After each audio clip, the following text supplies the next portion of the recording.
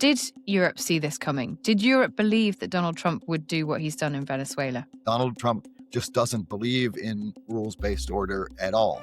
His worldview is that the strong do what they can and the weak suffer what they must. You only have to, meet people, do the job, read the room to realize that sucking up to Donald Trump, giving him gold watches from Switzerland doesn't work.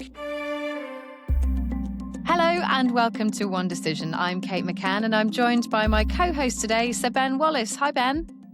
Hi. Hello, Kate. Happy New Year. Happy New Year to you too. And in today's episode, we're going to be talking to Philip Gordon, the former National Security Advisor to the Vice President Kamala Harris, among many other things. Phil, welcome to the podcast. Good to be here. Thanks a lot.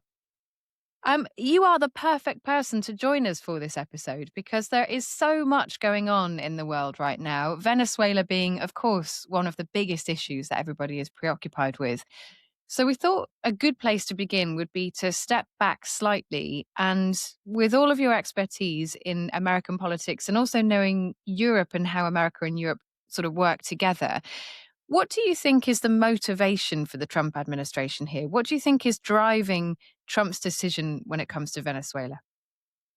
So it's a great place to start, Kate, because one of the things the administration has really failed to do is to provide a clear justification. They've had so many different reasons why we're doing this. If there's one that has dominated, it was fentanyl. These guys are drug runners and they're killing Americans. The irony of that one, of course, is the lead one is it's just not true.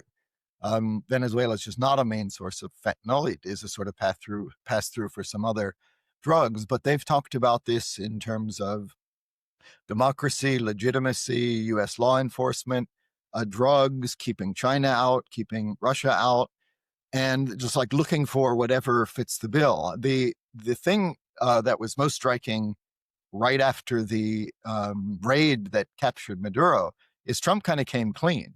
And I'm not saying the other factors weren't relevant because, all of these decisions are a compilation of different interests. But when you really boil it down, in Trump's mind, this seems to be about dominating the region and letting U.S. oil companies make money in Venezuela. Simple as that.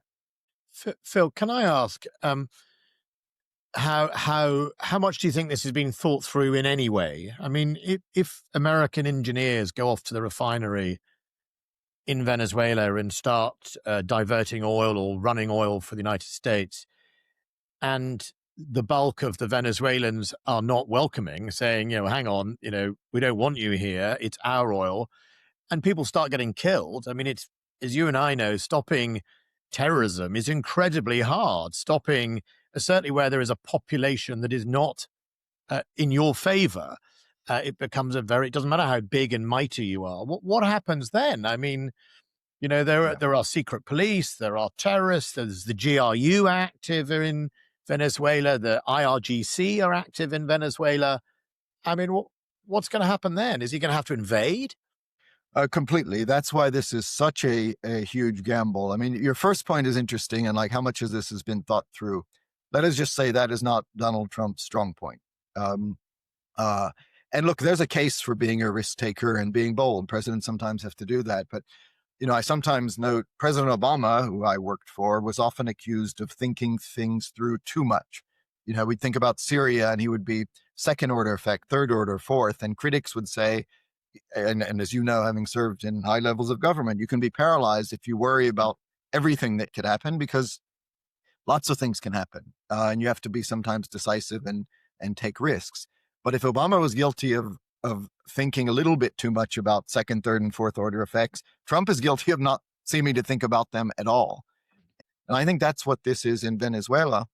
Even when he first started saying Maduro has to go, we're putting an armada in place, I don't think he had an answer to, and there's been some good reporting on this lately, he wasn't inclined to intervene. And then Maduro pissed him off by dancing and rejecting him and making fun of him, and he decided to do it. And I think that's where we are now too. But that's the big risk, is they don't have a good answer to what next if plan A doesn't work. So I think plan A right now is to hope that, okay, they got Maduro. Maybe his cronies will be so afraid of the next wave of intervention that they'll do a deal and they'll give They'll pay back U.S. oil majors for money they owe them. They'll give them opportunities to invest in Venezuela, and they'll, as Trump says, do what he says. So that's the best case scenario.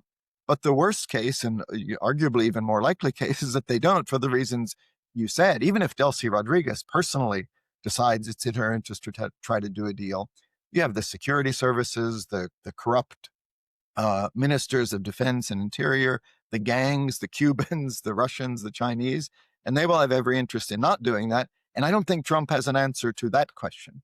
If plan A doesn't work, would they bend to your will because you tell them to? Because last thing, we're not there. When Trump says we're running Venezuela, we're not, because we're not there. It's all just based on the hope that the fear of Donald Trump will lead them to do our bidding. And that's just really risky. I think, you are right. There doesn't seem to be a concrete plan for what happens next, nor does there really seem to be a massive appetite for boots on the ground, although he's opened the door to that. It does seem like a shift has happened here that this administration has indicated would happen, and now we are seeing them putting that into practice.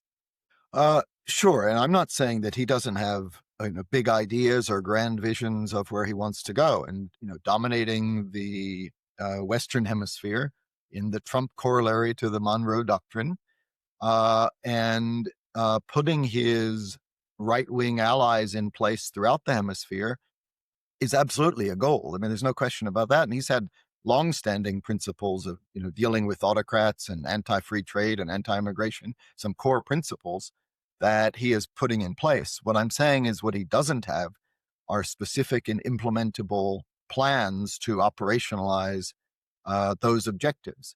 So sure, his objective is to put a regime in place in Venezuela, not just Venezuela, by the way, but throughout the hemisphere, that will, as we said, stop drug trafficking, give U.S. oil companies a stake in the region, keep the Russians and the Chinese out and bow to our will. That's a clear goal.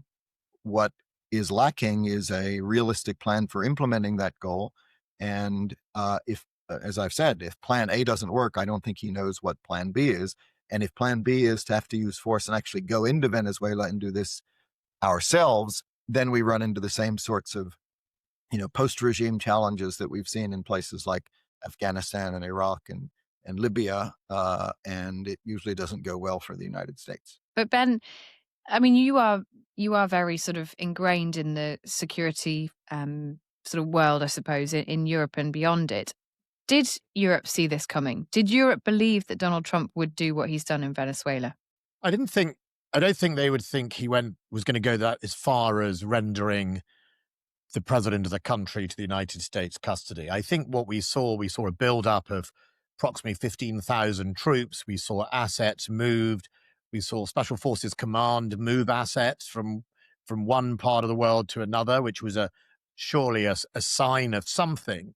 But I think all the theories within our diplomatic networks were around he was probably going to use, if he was going to do anything, he was going to use his armada to effectively blockade and maybe where I think Chevron, the United States oil company, owns a large share of the single refinery in Venezuela, maybe use something around that key asset. But I don't think anyone thought we would see the swooping in and the rendering away of the president of the serving country. But I think the point Phil also makes, which I think is really, really important, and you too have made it, which is the big shift here is away from a rules-based order to a sphere of influence type of foreign policy from the United States.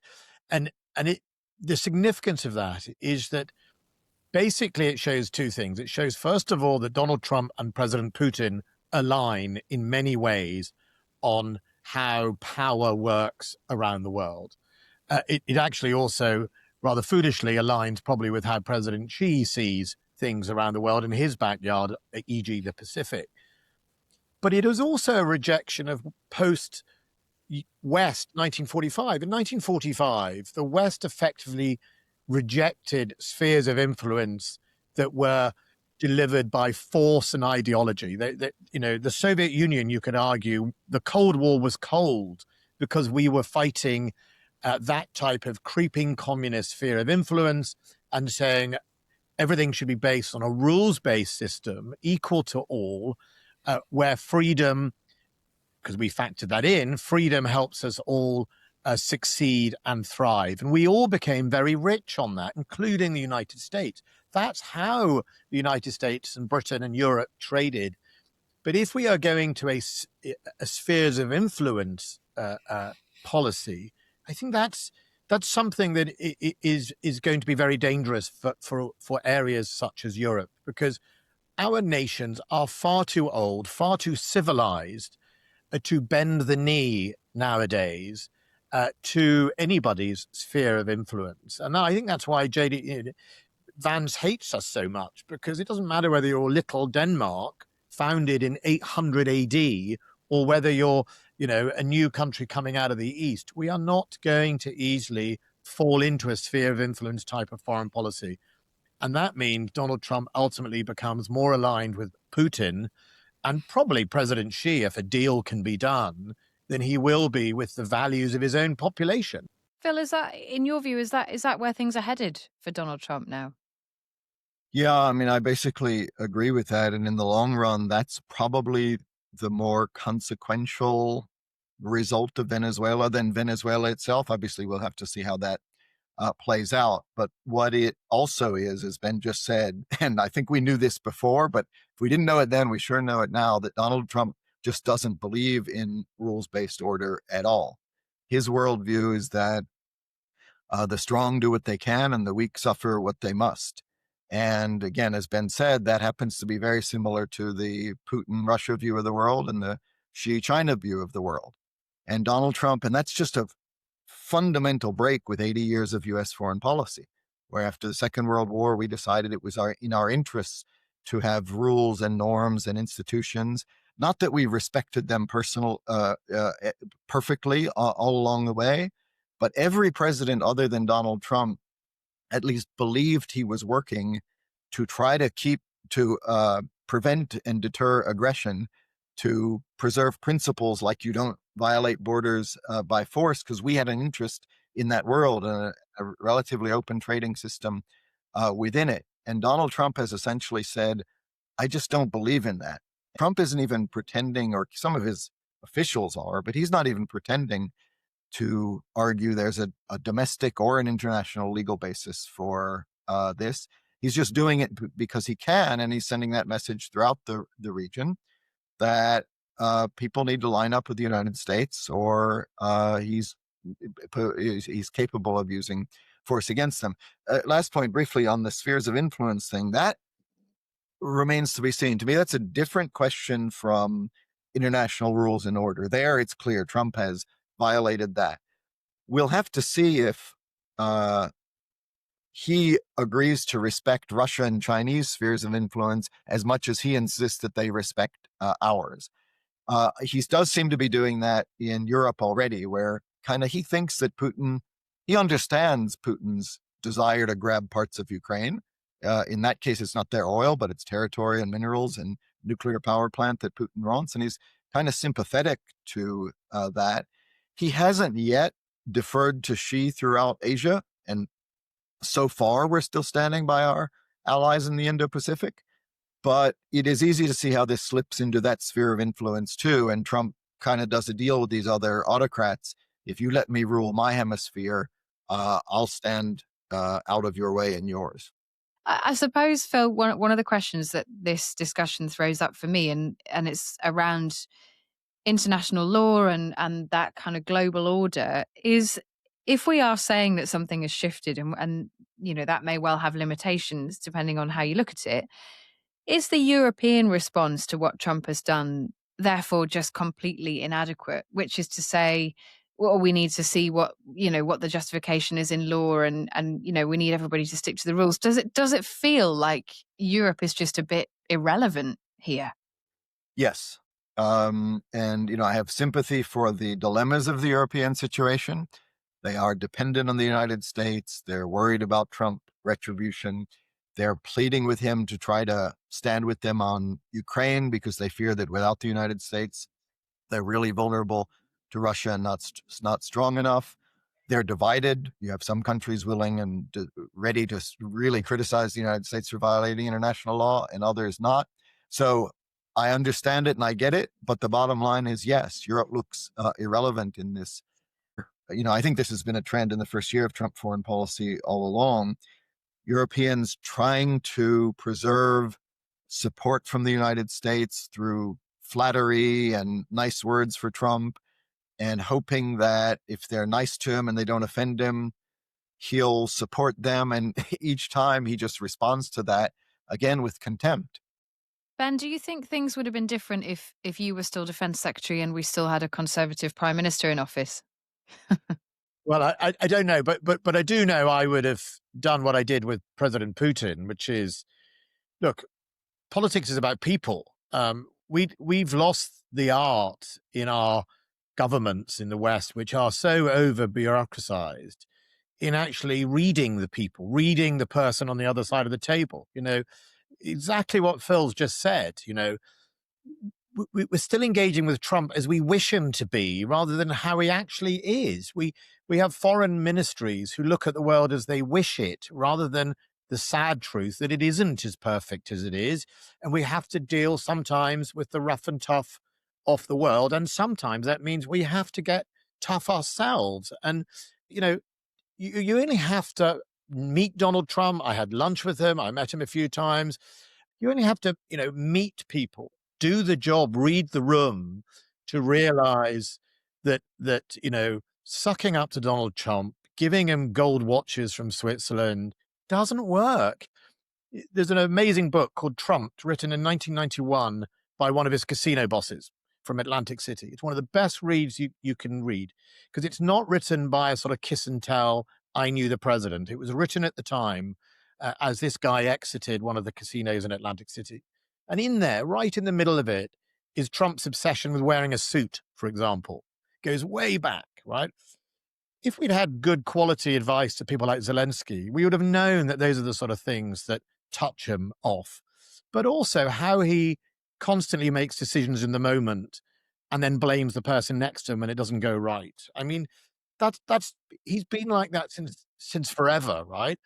The reason why we can't talk tough, and maybe we're talking about the UK, but maybe we're talking about European countries more broadly, is because we cannot back it up. We do not have the will or the desire to engage in the way that Donald Trump does in the world. And Greenland is a really good example of that. This is a nation that Donald Trump has said, and I quote, yes, we need that. We need it for defense. And yet there hasn't been a coherent response from European nations who've been very, very cautious about being robust, even linguistically.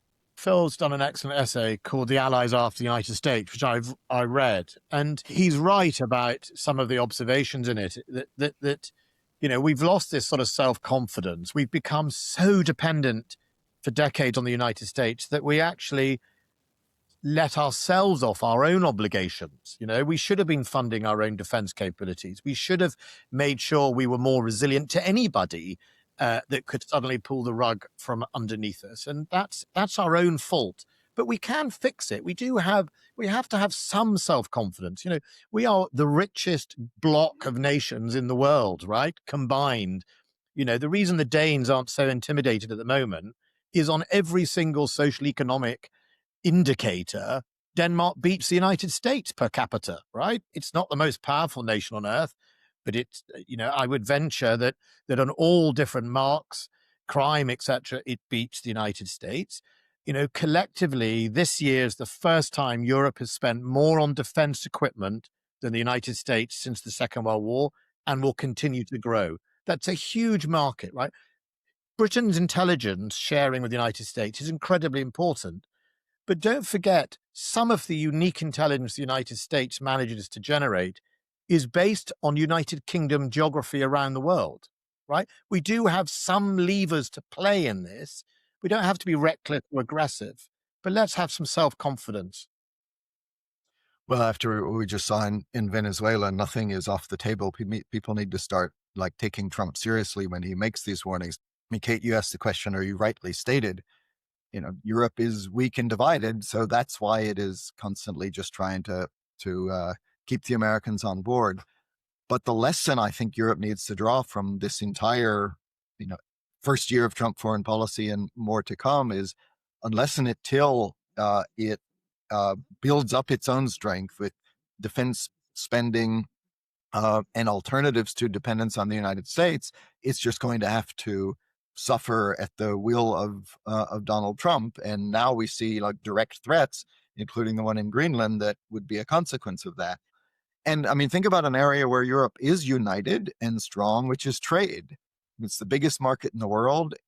It is united, no longer Britain after Brexit, but the EU negotiates trade agreements. But even there, they weren't even willing to stand up to Trump and his tariffs because they felt dependent on the security side.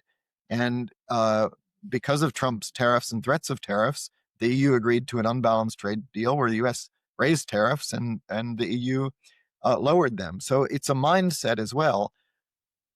Comparisons with China are imperfect. China is very different. It's not an ally. It's not security dependent. But we saw there when Trump tried the same approach to the Chinese, bullying and threats and tariffs and certain new export controls, the Chinese said, okay, two can play at that game. And they retaliated with restrictions on rare earths, just as they had retaliated previously with high tariffs that made U.S. bond markets freak out and Trump backed down.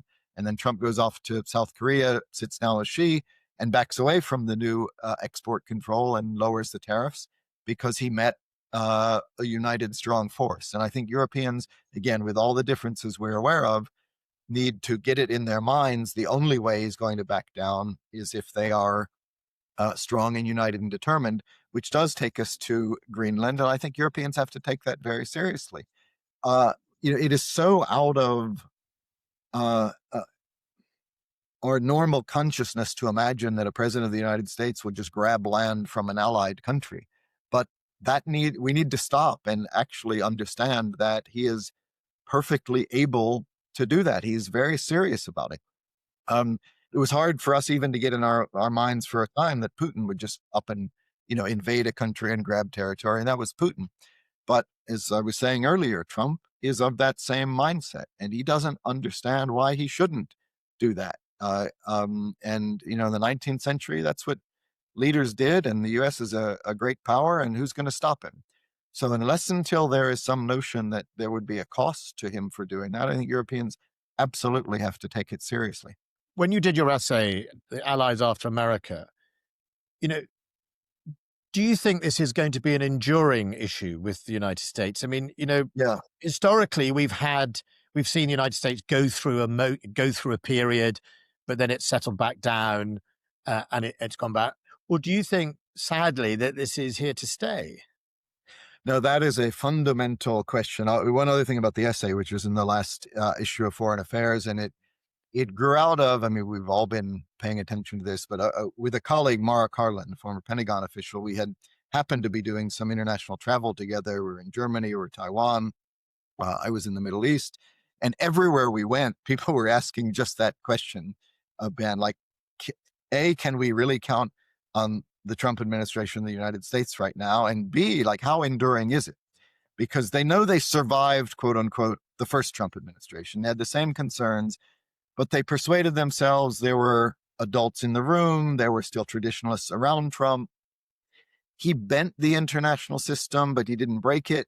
And then they hoped that there would be a restoration of more traditional American foreign policy. And there was. Joe Biden came in. Now, this time, they're asking the same question with a bit more anxiety because Biden didn't last. Trump came back. And, everywhere we went, the question was, how enduring is this? And like, what can we do if it's actually true? And I think everywhere we went, there was also an underestimation. People just didn't want to believe that America had changed. And not only was this Trump, but, this was the future. I fear that it's more fundamental than just another passing phase. Trump is not an accident.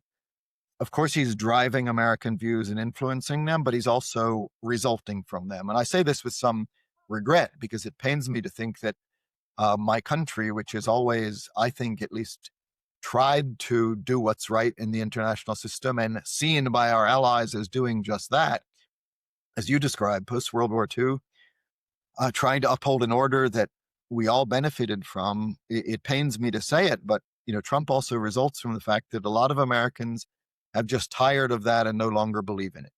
And this results from exhaustion of playing that role over 80 years and the economic problems that we've recently had, and a perception that the costs of upholding world order and intervention in Iraq and Afghanistan and Libya are just too much, and Americans are fed up with it, and Trump results from that. So I'd be lying if I tried to reassure you or others, look, he won a close election, but we'll be back and everything will be same. There is a fundamental issue that Americans are tired of the responsibilities of world order and the costs that stem from it.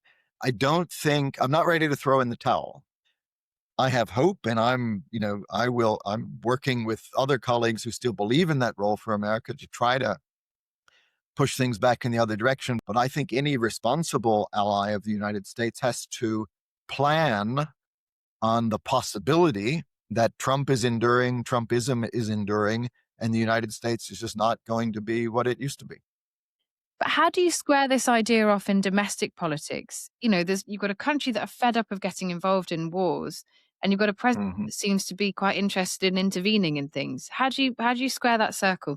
So here's how I try to square it, and it's a good question. I square it by noting or pointing out that, at least for now, Trump's enthusiasm for intervention and military force and all of its macho displays of power is still limited and only deployed when it's not going to be very costly. Like, you don't see him standing up to Russia and intervening in Ukraine and transferring tens of billions of dollars of U.S. military equipment and financial support to Ukraine.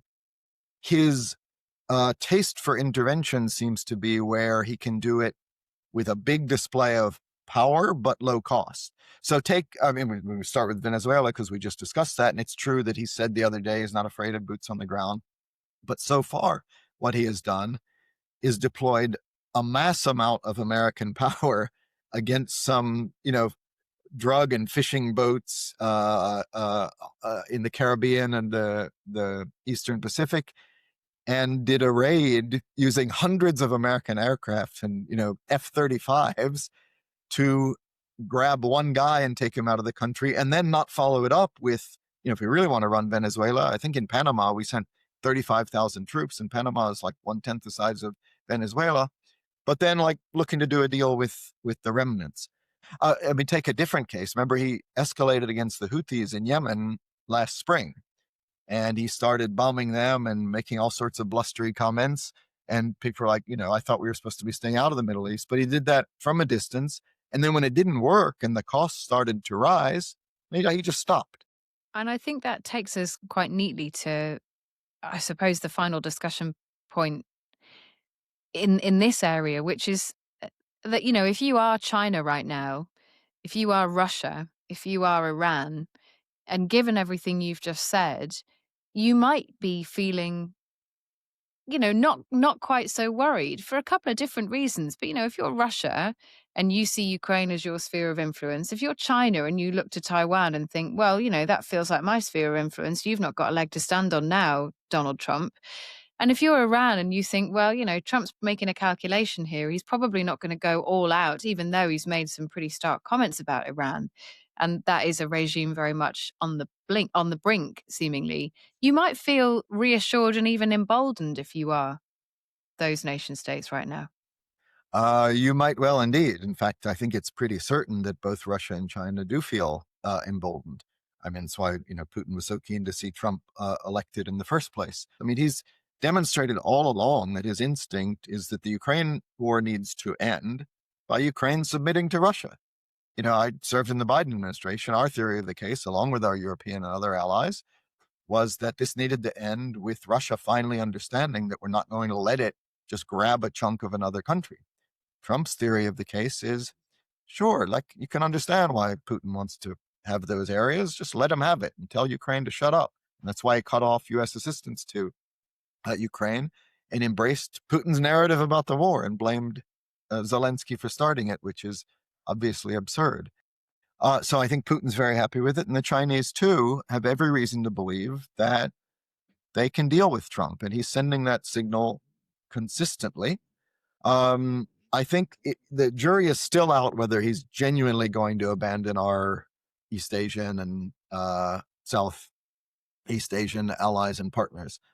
But they have plenty of reason to worry, as does Taiwan, because he seems very keen to have a big trade and strategic deal with Xi.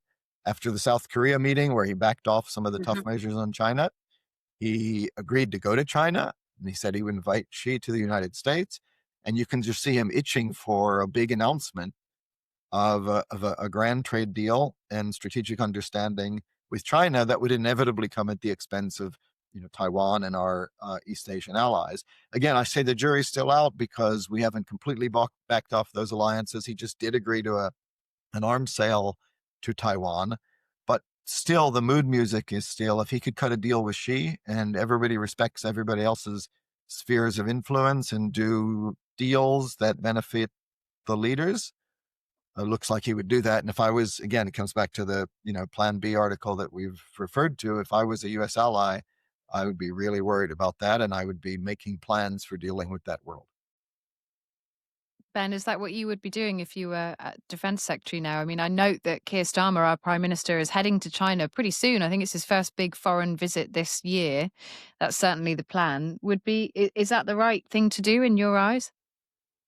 Well, I think the right thing, one of the things that we should have been doing even before Donald Trump appeared is to make sure we're not over-reliant on a whole range of countries or supply chains. We need to diversify, our supply chains, our weapon systems, our ability to defend ourselves, and invest in the ability for ourselves to generate intelligence and capability, and build alliances and invest in alliances. One of the most sad things about both my government and indeed this government is when they did increase the defense budget, and I had a very significant increase, they did it by cutting the soft power money, right? They took it from the overseas aid money. Now we can debate whether we were spending the aid budget wisely, and I think there were lots of problems with that. But you don't shore up your hard power inadequacy by taking away soft power. What you need to do is make some tough decisions in Europe, including the United Kingdom, about our welfare budget, our healthcare budget, our transport budget, things that Americans do without or have done without to pay for some of their cost of their vast military to police the world. And there is a fair point here with the United States. It goes way back to President Obama. He set the 2% target.